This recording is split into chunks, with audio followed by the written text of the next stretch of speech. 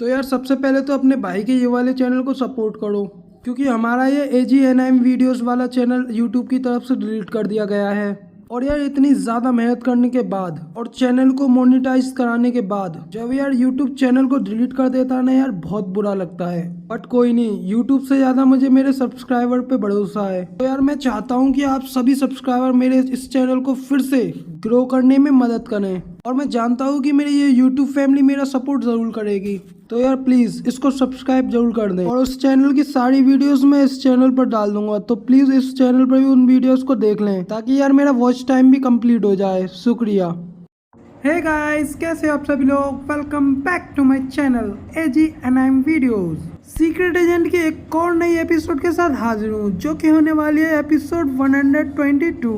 मगर उससे पहले अगर आपने इसकी पिछली एपिसोड नहीं देखी है तो चैनल पर जाकर देख लीजिए। अब प्लीज मेरे बैकअप चैनल को जरूर सब्सक्राइब कर दीजिए, जिसकी लिंक मैंने डिस्क्रिप्शन में दे दी है। तो इसी के साथ शुरू करते हैं आज का ये वाला एपिसोड।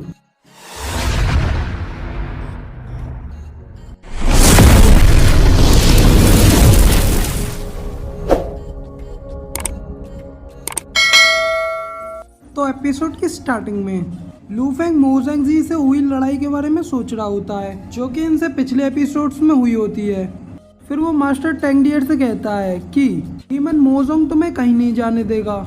लू फेंग और तुम सबको मरने के बाद यहाँ पर एक जगह भी नहीं मिलेगी। उसके बाद लू फेंग उस मास्टर को हरा देता है, लेकिन वो मास्टर वहाँ से भाग जाता है। और फिर प्रेजेंट का सीन दिखाया जाता है, जिसमें लू फेंग कहता है आफ्टर ऑल वो मास्टर स्केलर रिल्म के सेकेंड लेवल पर था, इस वजह से मैं उसको इतना नहीं हरा पाया कि उसके ऊपर अपना फाइनल ब्लो कर ही उसे खत्म कर सकूं। ये सारी बातें लू फेंग डीमन किंग मोजेंग को बता रहा होता है। उसके बाद मोजेंग जू फेंग को बताता है कि वो मास्टर भी मो सेक्ट से बिलोंग करता था, और इसलिए वो अपनी बिल्कुल भी हार नहीं मानेगा, जिसकी वजह से अब तुम्हें बहुत ही ज्यादा संभल कर रहना होगा, क्योंकि अब बहुत ही जल्दी हेल रियलम ओपन होने वाला है, जिसमें कि तुम्हें बहुत ज्यादा केयरफुल रहना है। और फिर लू फेंग उसको बाव करता है और साथ ही कहता है कि सीनियर मो, आपका ये सब बताने के लिए मुझे बहुत ज्यादा शुक्रिया।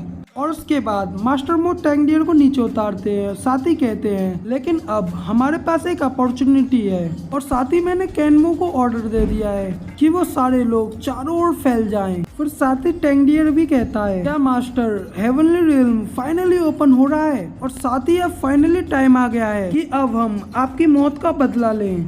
जिसे सुनकर के लू फेंग बहुत ज्यादा हैरान हो जाता है। बट तभी मास्टर मो वहाँ से जाने लगते हैं और लू फेंग से कहते हैं कि लू फेंग अब हम फिर से हेवनली हेल रिल्म में मिलेंगे। और फिर साथ ही टेंगडियर भी वहाँ से जाने लगता है और लू फेंग से कहता है ब्रदर फेंग, मैं भी मास्टर के साथ जा रहा हूँ, जिसके बाद नेक्स्ट टाइम हम जब भी मिलेंगे मैं उससे भी ज्यादा स्ट्रॉन्ग हो चुका हूँ।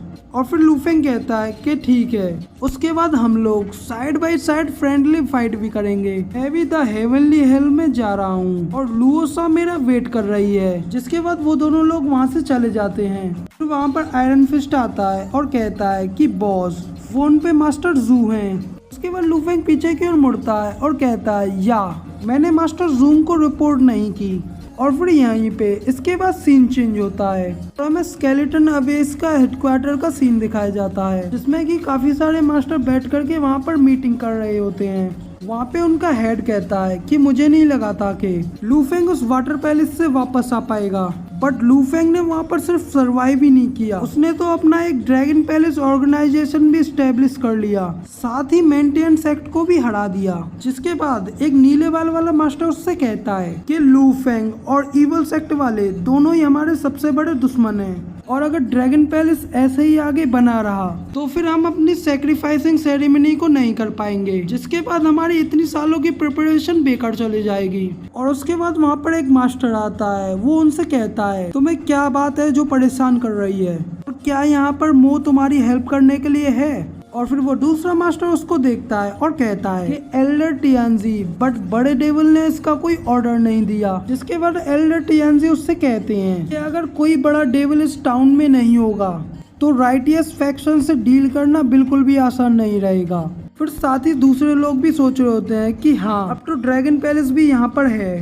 फिर वो कहते हैं कि तुम्हें दिक्कत लेने की कोई जरूरत नहीं है क्योंकि हम यहाँ पर तुम्हारी हेल्प करने के लिए हैं और साथ ही ये सब तो मोसेक्ट के मैसेंजर हैं। एल्डर टियानजी कहते हैं जब तक आप मोसेक्ट के साथ कोऑपरेट करते रहोगे और उनके साथ ड्रैगन पैलेस के खिलाफ खड़े रहोगे, उसके बाद फिर तुम सब लोग मार्शल आर्ट वर्ल्ड में मोसेक्ट के स्पोकमैन बनकर रहोगे, जिसके के बाद इविल सेक्ट सबसे सुप्रीम बन जाएगा। और फिर एल्डर टियानजी की ये सारी बात सुनकर वो मास्टर बहुत ज्यादा हैरान हो जाता है। इसके बाद फिर से एक बार सीन चेंज होता है और एक दिन बाद का सीन दिखाया जाता है। वहाँ पे लू फेंग किंग चू से कहता है कि ब्रदर चू और जियाओ नुओ कि ड्रैगन पैलेस में तुम दोनों भी काउंट किए जाते हो, इसलिए तुम लोग जल्दी से वापस आना। और इतना कह करके वहाँ से वापस जाने लगता है। पीछे से राक्षा की बहन कहती है कि तुम दिक्कत मत लो। दूसरी तरफ यहाँ पर सारे लोग हेलीकॉप्टर में खजाने को शिफ्ट कर रहे होते हैं। फिर सॉन्ग कहती है लू फेंग क्या तुम हमारे साथ नहीं आ रहे हो? और फिर लू फेंग उससे कहता है मुझे कुछ देर पहले मिस्टर जूम का मैसेज मिला था, इसलिए मुझे पहले वहाँ पर जाना होगा और मिस्टर जूम से एक मैटर के ऊपर बात करनी होगी जो कि जुआन युआन पवेलियन के बारे में है। उसके बाद यिंग बड़े ही गुस्से में लू फेंग से कहती है तो तुम्हारे साथ लेन भी जा रही है ना? मुझे नहीं पता, तुम्हें जल्दी ही वापस आना होगा और साथ ही मेरे पीछे इससे फ्लर्ट करने की कोशिश बिल्कुल भी मत करना। जिसकी वजह से लैन बहुत ज्यादा शर्माती है और यिंग से कहती है कि यिंग तुमसे ये नॉनसेंस बातें करने के लिए किसने कहा है? इसके बाद आयरन फिस्ट लू फेंग से कहता है कि बॉस एल्डर यिंग ने जो भी बातें की हैं हमने उसकी पूरी तरह से इन्वेस्टिगेशन कर ली है।